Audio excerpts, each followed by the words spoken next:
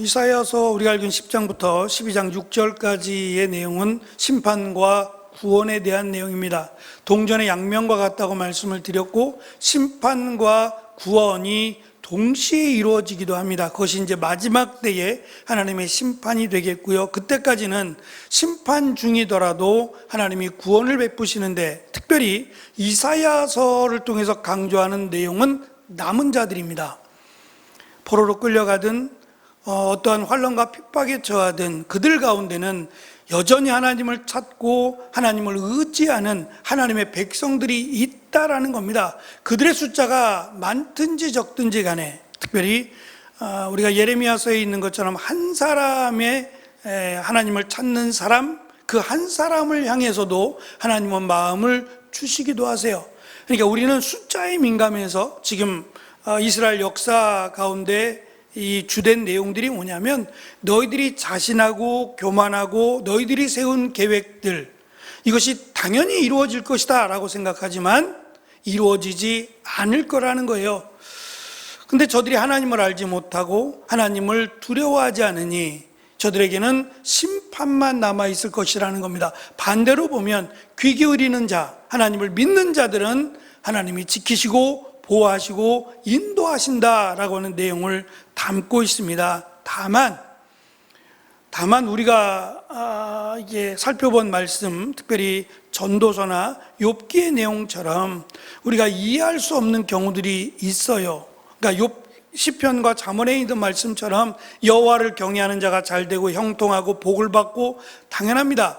그러나 예외적으로 우리가 이해할 수 없는 부분들이 발생을 하더라는 거예요. 그게 이제 전도자가 그 부분을 설명하는 겁니다. 그래도 낙심하지 말라는 거예요. 내가 하나님을 잘 믿는 것 같았는데, 내가 하나님 말씀대로 순종하는 것 같았는데 왜 나에게 이런 엄청난 아픔과 헤어나올 수 없는 어려움이 옵니까? 라고 불평하지 말라는 거예요.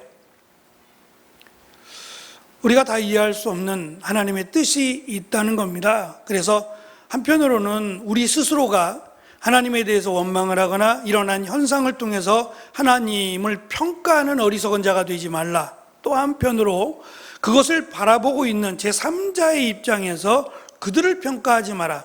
그들이 잘못되었다 해서, 그들이 어려움에 겪었다 해서 그들이 죄를 지었다 생각하지 말라는 거예요. 오히려 그 약한 자를 위해서 힘있게 일어날 수 있도록 도와주고 그를 위해서 기도해 주는 것이 맞다라는 것을 가르쳐 줍니다. 이 부분까지 이해가 되면 지금 우리가 구약에서 긍정적 부분이거나 또는 부정적인 부분 속에서 이 하나님에 대해서 살펴보고 있는 내용들을 아마도 정리할 수 있을 것 같습니다. 이사야서는 이런 심판에 대한 또는 하나님의 구원에 대한 내용들이 반복이 돼요. 이렇게 많이 반복되는 이유는 이렇게 길게까지 너무 지루할 정도로 긴데? 라고 생각할 만큼 우리가 볼 때는 그렇습니다만 사실은 이것보다 더 길죠. 이 날짜를 풀어놓고 나면 훨씬 더 길고 어떤 면에서는 지루할 수 있어요. 그러나 이것을 통해서 지금 강조하고 있는 내용은 심판의 때가 분명히 있다라는 것과, 또 한편으로는 하나님은 여전히 사랑하시고 돌아오기를 원하신다라고 하는 사실입니다. 그래서 회개하는 자가 복된 자들입니다. 내가 죄인이라는 것을 깨닫고 하나님의 은혜를 구하는 자가 겸손한 자고 복받은 자라고 성경은 누누이 강조해요. 그러니까 우리가 내 생각이나 내 고집이나 또는 내 중심으로 모든 걸 평가하는 이것이 하나님이 보실 때에는 아름답지 않은, 믿음의 삶이 아닌 모습임을 우리는 기억해야 합니다. 오늘 10장 전체의 내용을 우리가 살펴보려고 합니다. 10장은 유다와 예루살렘에 대한 하나님의 심판과 구원을 다룹니다. 이스라엘의 도덕적 타락과 아시리아 또는 아수르의 교만에 대한 하나님의 징벌, 그리고 남은 자들을 향한 구원의 메시지를 계속해서 이사야 선지자를 통해서 선포합니다. 이스라엘의 심판에 대한 내용이 1절부터 4절입니다. 특별히 지도자들의 타락에 대해서 하나님이 강하게 책망하세요. 사실은 이들이 지도자라고 하는 것은 결국 힘 있는 사람이에요. 그렇다 그래서 이들을 대적하거나 반역하거나 반란을 일으키라는 말이 아니에요. 먼저는 이 지도자들에 해당하는 사람들이 정신을 차리고 하나님이 진정한 왕이심을 받아들이라는 거예요. 그렇지 않으면 너희들의 계획대로 이루어지지 않을 것이고 또 하나님은 너희들과 함께하지 않을 것이다 라고 하는 하나님의 그 마음을 보여주고 있고요. 이스라엘 백성들의 입장에서는 약자니까 그 약자들의 입장에서 하나님을 의지하라는 겁니다. 역사는 사람이 흔들어가는 것이 아니라 하나님이 만들어 가세요. 사람이 하는 것 같지만 실제로 우리가 알지 못하는 비하인드 스토리가 참 많아요. 그 가운데는 오늘 말씀에도 드러내놓고 말씀하시지만 저 아수르 왕이 승승장구해서 이렇게 할 거야 저렇게 할 거야 그러면서 웃겠다고 얘기해요. 저들이 초라하게 쓰러지는 꼴을 보고 우리는 웃을 거야 라고 하며 목소리를 내지만 그 이면에서 하나님의 말씀은 저는 심판을 받아 죽을 것이라는 거예요. 저의 뜻대로 되지 않을 것이라는 것이고 하나님 말씀대로 역사는 이루어졌어요. 우리는 기독교가 사실 뭐 100년이 훨씬 넘었다라고 말은 하지만 이 어려움 또는 환난 가운데 교회가 세워져서 급속도로 신앙이 자라고 교회가 많아진 건 사실이에요. 그러나 이 체계적인 그러니까 정말 교회가 무엇을 해야 되고 믿음의 사람들이 무엇을 해야 되느냐에 대한 부분은 많은 시간을 놓쳤어요. 그 모습이 어제 월요일 날 그 목사님들 이렇게 공부하는 모임에 수업이 끝나고 이제 간단하게 식사를 하는데 필리핀에서 선교사님이 한국에 들어오셨다고 하면서 소개도 해주고 또 함께 이제 식사를 같이 하면서 잠깐 이 얘기를 나누었어요. 식사 끝나고 차를 마시면서 잠깐 이야기를 나누면서 좀 다르다. 그냥 제 개인적으로는 좀 다르다. 제가 만났던 선교사님과는 사뭇 다른, 이걸 어떻게 느꼈냐면 이분이 하는 말이나 또는 이렇게 나누는 대화 속에서 목사님을 만나는 것 같아요. 무슨 말이냐면 한국 교회에서 목회하는 목사님들은 거의 대부분 여유가 없어요. 여유가 없어요.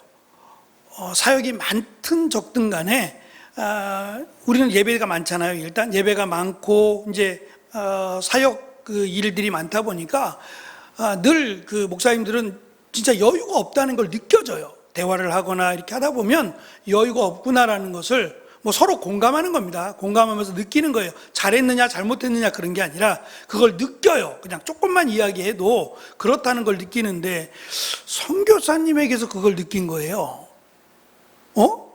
선교사님은 좀 여유롭지 않으신가?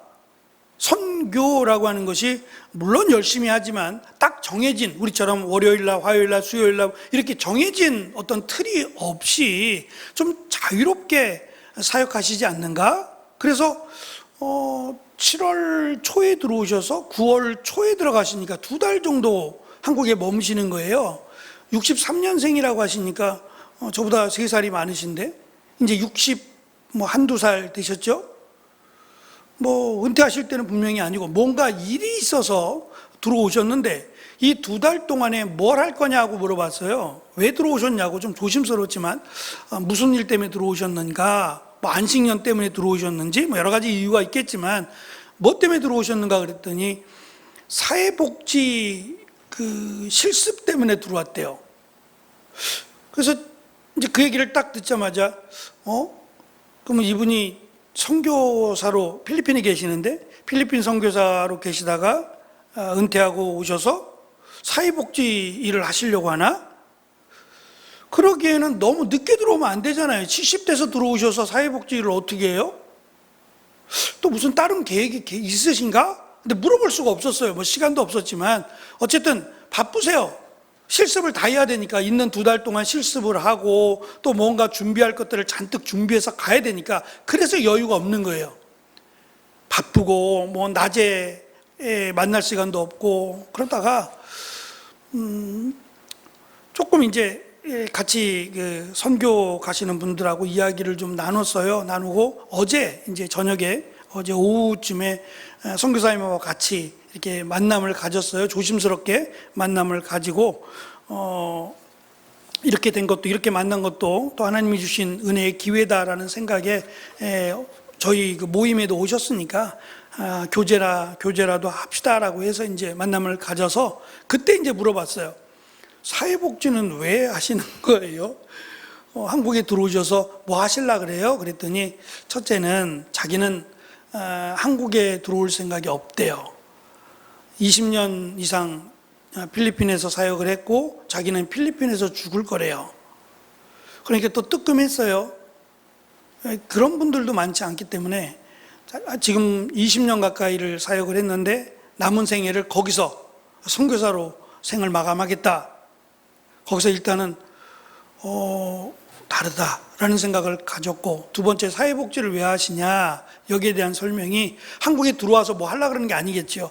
지금 필리핀이라는 나라가 점점 발전을 한대요. 급속도로 발전을 한대요. 발전을 하는데 이 복지 쪽은 엉망이래요. 뭘 어떻게 해야 될지 모르는 거예요. 그래서 잘 배워가지고 와서 자기가 그 일들을 병행하고 싶다는 거예요. 필리핀에 가서 여기서 배운 것들을 잘 정리해서 거기서 교회에서부터 시작하라는데, 지금 외국인들 목회를 하고 계시대요. 선교사님이 자기는 외국인 대상으로 목회하고 있습니다. 그래서 수요일, 금요일, 주일날 2번 이렇게 설교하고 있대요. 그래서 이분이 여유가 없구나. 그래서 이분이 우리랑 비슷한 느낌을 받는구나 라는 생각을 했어요. 그러면서 이모저모 얘기를 하고, 이분의 고민은 저희랑 비슷했어요. 목회자의 고민하고 거의 비슷해요. 교육을 좀 했으면 좋겠는데 이 교회는 점점 많아진대요. 이 필리핀은 80%가 카톨릭이고 전에는 10%가 안 됐어요. 기독교가 10%가 안 됐는데 지금 12%, 13%가 된대요. 점점 많아지고 있고 교회도 많이 생긴대요. 문제는 이게 체계적인 어떤 그 조직이 안 돼 있다 보니까 그냥 뭐 하다가 와가지고 한 몇 주 공부하고 목사님이 된대요.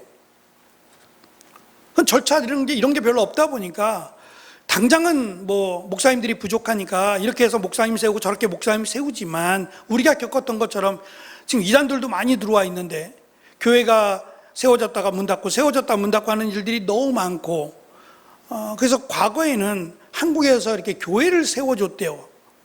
한국교회에서 후원을 해서 교회를 세워주고, 또 이 목사님이 은퇴하고 한국으로 돌아가시나 그러면 그 교회는 문 닫고, 이런 일들이 많아졌기 때문에 이것을 본 선교사님은 지금은 이제 뭐 교회 지어준다 그러면 기쁘지 않대요.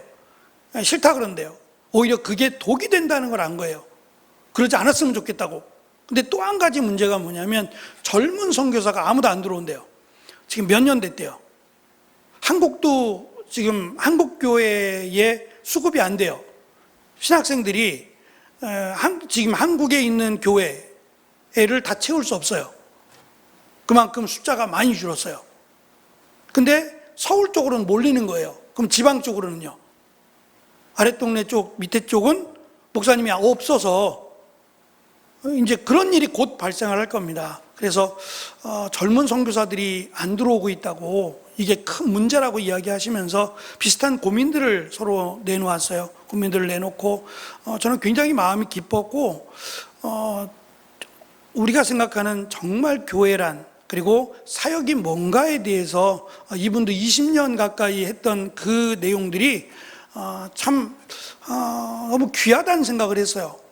그래서 제가 끝나고 오면서 오늘 만남이 너무 귀해서 너무 행복하고 너무 감사했다라는 내용으로 8월 달에 한 번 더 만나기로 하고 헤어졌습니다. 나름 이제 바쁘게, 저도 그렇고 뭐 다 바쁘니까 바쁘게들 사역하지만 그래도 함께 하나님의 일을 하는 사람들이 곳곳에 있다라는 사실에 참 감사함을 느끼는 시간이었습니다. 이스라엘 백성들의 타락의 중심에 선 것은 가장 큰 문제라면 지도자입니다. 지도자가 하나님을 두려워했어야 돼요. 국민들을 두려워할 리는 없으니까 하나님을 두려워했으면 이렇게 망하지 않았습니다. 그런데 하나님을 두려워하지 않고 자신의 힘껏 자신의 마음대로 죄악을 행한 결과가 멸망이었습니다. 그렇다면 우리가 해야 될 일은 나라의 지도자들을 위해서 기도하는 일이에요.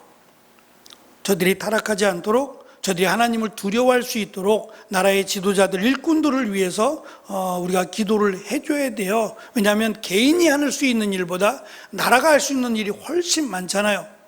그러니까 이런 부분 속에서 정말 나라를 위해서 또 지도자들을 위해서 꾸준히 기도해야 될 필요성을 우리가 느낍니다. 아시리아의 심판에 대한 내용이 5절부터 19절에 이어집니다. 하나님은 범죄한 이스라엘을 심판하기 위해 아시리아를 진노의 막대기라고 하는 부분을 사용하셨어요. 그러나 아시리아는 자신이 하나님의 도구임을 망각하고 교만하게 행동합니다. 자신의 힘과 지혜로 수많은 나라들을 파괴하고 재물을 약탈했으며 왕들을 끌어내렸다고 자랑합니다. 그들은 심지어 예루살렘과 사마리아의 신상들보다 자신들의 신이 뛰어나다고 생각을 했어요. 이러한 교만은 하나님의 권위에 대한 도전으로 말씀하십니다. 선지자는 아시리아를 마치 목수나 나무꾼의 손에 들려지지 않은 도끼나 톱처럼, 아무리 도끼가 좋아도 그거 내버려두면 무엇에 쓰겠어요? 나무꾼이 그 도끼를 들어야 훨씬 더 가치 있게 사용하지 않겠어요? 도끼가 아무리 좋은들 그걸 쓸 수 있는 사람에게 주어지지 않는다면 무용지물이 되겠죠.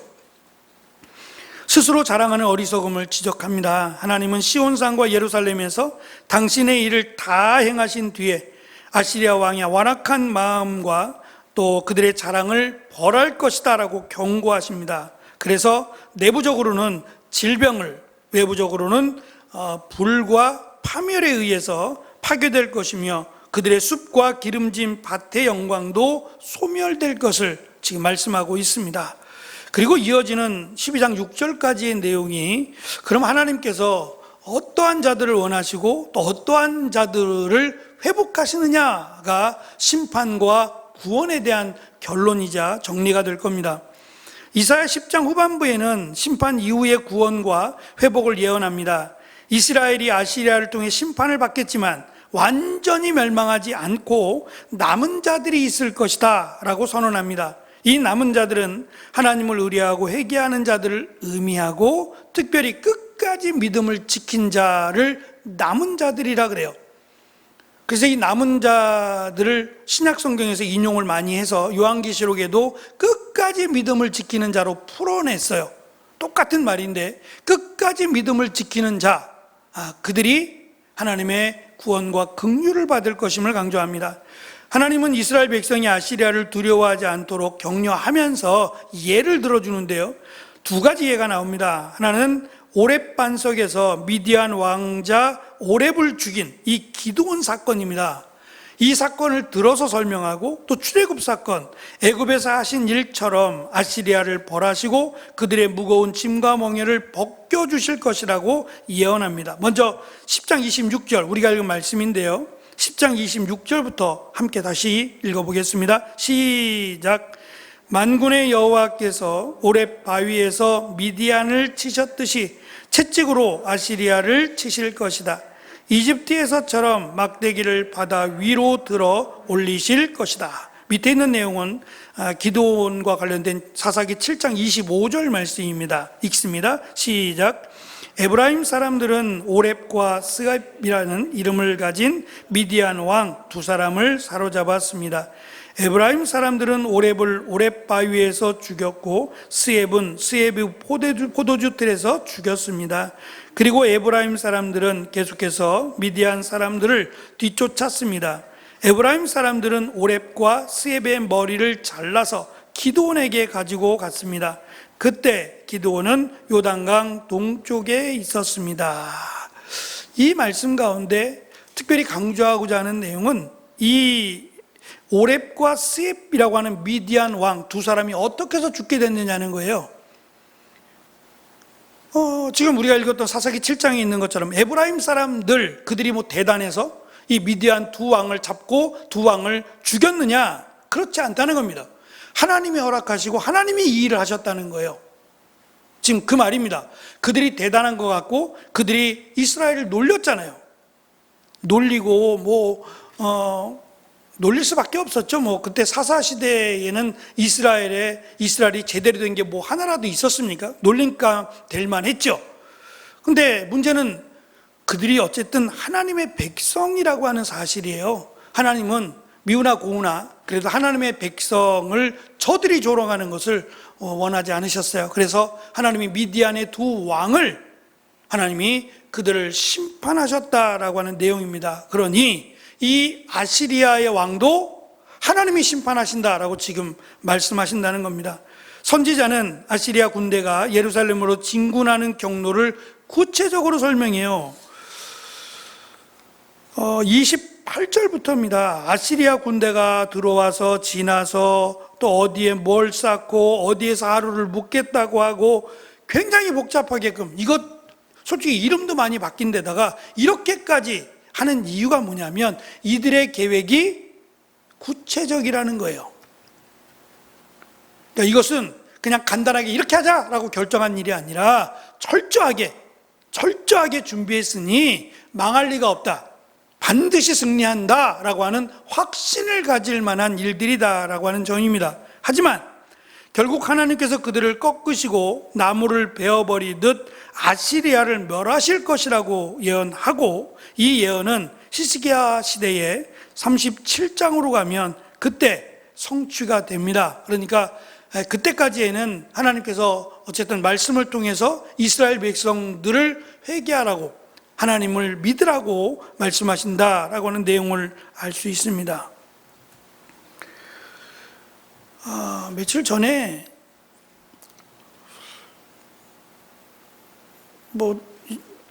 성도님들도 사용하실지 모르지만 그 당근이라고 하는 그 사이트를, 어플을 통해서 물건을 사고 팔고 많이들 하시잖아요. 저도 이제 시계도 충전하고 이렇게 충전하고자 교회에다 하나 갖다 놓을까? 그리고서는 찾아보니까 새 건데, 한 번도 안 쓴 건데 저렴하게 이렇게 판매합니다라고 올려놨어요. 그래서 사진도 이렇게 보고, 박스채에 있는 사진도 보고, 뒤에 보니까 제 시계도 호환을 한다고 써 있었어요. 품목들이 호환이 되는 품목 해가지고 쭉쭉쭉쭉 나와 있는데 제 것도 충전이 된다 하니 그럼 문제가 없겠네. 시간 약속을 하고 사러 갔어요. 사러 가서 만나서 제가 이제 물어보기를, 혹시 확인은 해보셨나요? 물어봤더니 이렇게 말하더라고요. 새 건데 어떻게 확인해 봐요? 저는 좀 그랬어요. 왜냐하면 아무리 새 거도 안 될 수 있잖아요. 지금 제가 이거를 어디 가서 바꿔올 수는 없는 상황이 되니까 본인이 확인해 주는 게 맞거든요. 그거를 썼다고 말하진 않으니까 한 번쯤 확인해 주시지라고 하는 마음이 있었는데, 또 그렇게 말하니까 그냥 믿고 되겠지 하고 왔어요. 집에 와서 해보니까 안 돼요. 불량인가?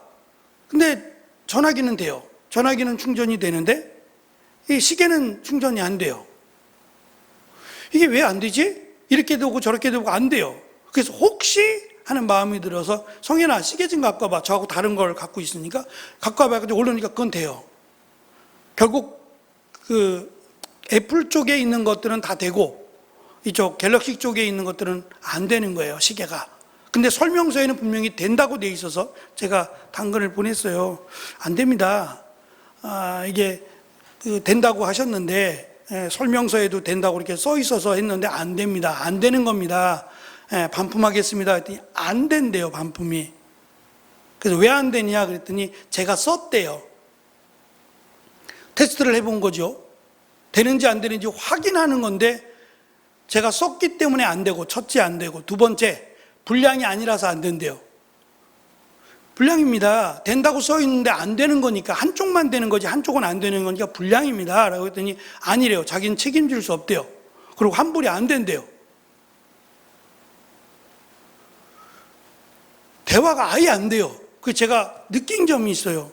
얼마 안 되는 거긴 한데 이렇게 대화가 안 되나? 젊은 아가씨예요. 젊은 아가씨인데 하경이 정도 될까 싶은데, 돈을 떠나서 대화가 안 돼요. 제가 욱한 것도 없고 그냥 찬찬히 설명을 했어요. 이거는 문제가 있는 겁니다. 반품을 하셔야 돼요. 그랬더니 여기서 오래 산 거라서 반품이 안 될 거래요. 그건 자기 책임이죠. 자기가 반품을 하든 안 하든 제가 할 수는 없는 일이니까. 그러니까 저보고 알아서 팔래요. 제가 싸게 올려놨으니까 저보고 알아서 팔래요, 그걸. 이건 또 무슨 경우지? 너무 답답해서 제가 하경이 성현이가 있길래, 성현아, 이런 일이 다 있다. 그랬더니 성현이가 하는 말, 그래요. 아버지가 몰라서 그렇지, 그래요. 요즘 사람들은, 요즘 그 자기 또래는 그렇대요. 대화가 안 돼요. 저하고도 대화가 안 되는 게 아니라 또래들하고도 대화가 안 된대요. 왜 그럴까? 자기 중심적이에요. 자기만 생각하고 내가 옳다고 생각하면 다른 사람의 말을 귀담아 듣지 않는 것. 왜 그럴까요? 사회생활, 가정에서 혼자 본인이 결정하고 혼자 생활을 많이 하다 보니까 그런 거 아닐까요? 많은 사람들과 함께 어우러져 살면서 어른들도 같이 살고 막 이랬던 때에는 이런 게 없었던 것 같은데, 개인주의가 팽배해지면서 생긴 문제 아닐까? 여기서 끝이 날까? 이거보다 더 하지 않을까? 그래서 제가 그냥 끊었어요. 알겠습니다. 제가 알아서 하죠. 그리고 끊었어요. 제가 어쨌든 그 부분 속에서 충격을 받았어요. 아직 제 주변에서 이런 분들을 만나보지 않아서, 다 교회 다니는 사람들이고 뭐 이러다 보니까 이런 경우는 거의 없었는데, 어찌됐든 같은 동네에 살고 있는 젊은 사람인데 이렇게 소통이 안 되나? 어려운 대화가 아닌데 소통이 안 된다. 결국 이것 때문에 싸움을 수 있겠구나. 내 잘못이다, 네 잘못이다 해서 싸울 수 있겠구나라는 생각도 갖게 됐어요. 그러면서 어쨌든 이 사회가 건강한 사회가 돼야 되는데, 건강한 사회가 되려면 교회가 아니라 가정이 먼저 건강해야 또 교회도 건강해질 수 않겠어요? 물론 교회가 건강해져서 가정도 건강해질 수 있겠지만, 일단 가장 많은 시간을 보내는 것이 가정이니까 가정이 건강해지고 가정이 옳고 그름을 분별할 수 있어야 그것이 사회가, 나라가 건강해지는 것이 아닐까라는 생각을 했어요. 할 일이 참 많겠구나 우리가. 그래서 특별히 믿는 사람들은 안 믿는 사람들과도 이렇게 교제할 때에 그런 부분을 위해서도 함께 이렇게 좀 가르쳐주고 함께 기도하고 함께 좀 일을 해야겠다라는 생각도 가져보았습니다. 결론으로 보면 지금 우리가 나눈 이 구원의 말씀, 구원과 회복의 메시지가 우리에게 가르쳐주고자 하는 것은, 첫째, 메시아의 통치에 대한 비전입니다. 결국 하나님의 일은 이루어집니다. 누가 반대하고 누가 거역하든 간에 하나님의 뜻은 분명하게 이루어지는데, 그 뜻이 단순한 심판이 아니라 메시아를 통한 구원으로 간다는 사실을 계속해서 강조합니다. 두 번째, 하나님의 구원이 인간의 노력이 아닌 하나님의 은혜로 이루어진다는 점을 강조해요. 이것을 깨달은다면 우리가 좌절하지 말고 하나님께 기도하게 될 것이며, 또한 하나님을 의지하게 될 수 있다라고 하는 것을 강조합니다. 마지막 세 번째, 궁극적으로 평화와 찬양으로 이어질 것을 예언합니다. 고통이 우리를 힘들게 할 수는 있지만요, 우리를 하나님의 사랑에서 끊을 수는 없어요. 오히려 하나님께로 더 가까이 가게 만들죠. 그래서 우리가 하나님만을, 또 예수님만을 온전히 믿는다는 것은 정말 하나님이 우리에게 주신 큰 축복이구나라는 것을 우리가 잊지 말고, 그 은혜를 정말 고백하고 그 은혜를 늘 상기하면서 은혜 가운데 살아가는 우리 모두가 되시기를 축원합니다. 기도하겠습니다.